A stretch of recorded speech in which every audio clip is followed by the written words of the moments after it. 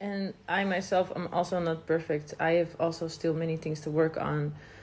But if you really want to help people about spirituality, I think you just need to be 1 or 2 steps ahead of them. It doesn't mean that it's not your journey anymore. It doesn't mean that you have to be a guru or something. You know what I mean? Because I have had depression for 14 years, also with suicide attempts and cutting my wrist and everything. I still have too many scars and everything.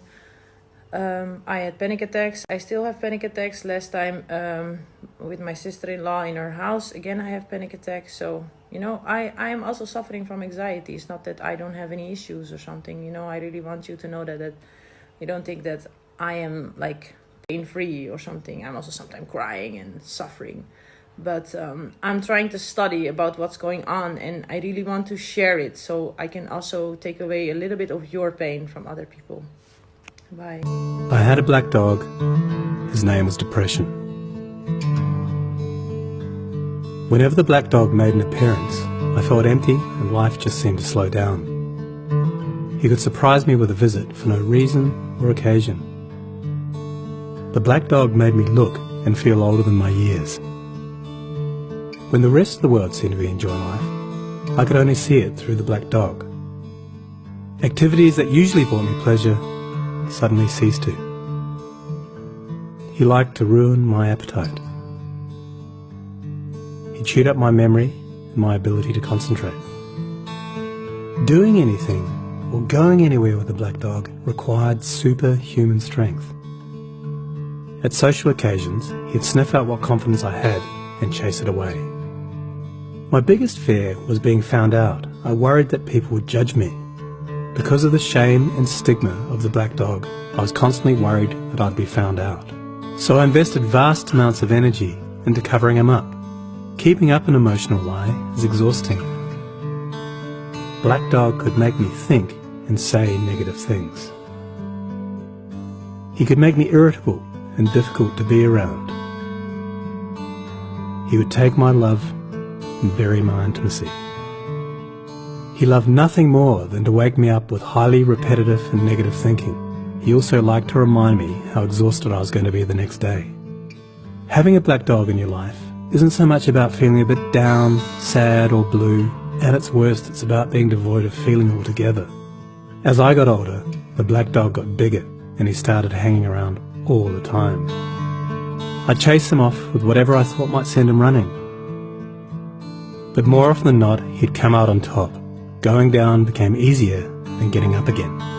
So I became rather good at self-medication, which never really helped. Eventually, I felt totally isolated from everything and everyone. The black dog had finally succeeded in hijacking my life.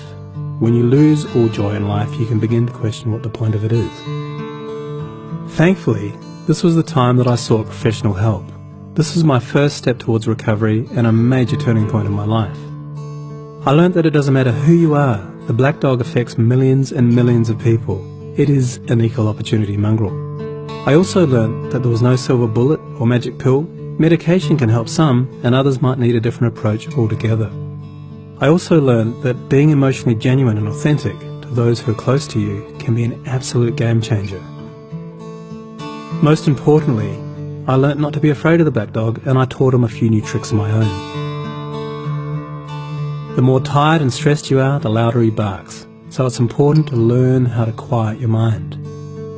It's been clinically proven that regular exercise can be as effective for treating mild to moderate depression as antidepressants, so go for a walk or a run and leave the mutt behind.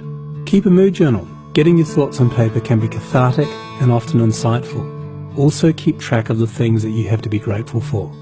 The most important thing to remember is that no matter how bad it gets, if you take the right steps, talk to the right people, black dog days can and will pass. I wouldn't say that I'm grateful for the black dog, but he's been an incredible teacher. He forced me to reevaluate and simplify my life. I learnt that rather than running away from my problems, it's better to embrace them. The black dog may always be part of my life, but he'll never be the beast that he was. We have an understanding. I've learned through knowledge, patience, discipline and humour, the worst black dog can be made to heal. If you're in difficulty, never be afraid to ask for help. There is absolutely no shame in doing so. The only shame is missing out on life.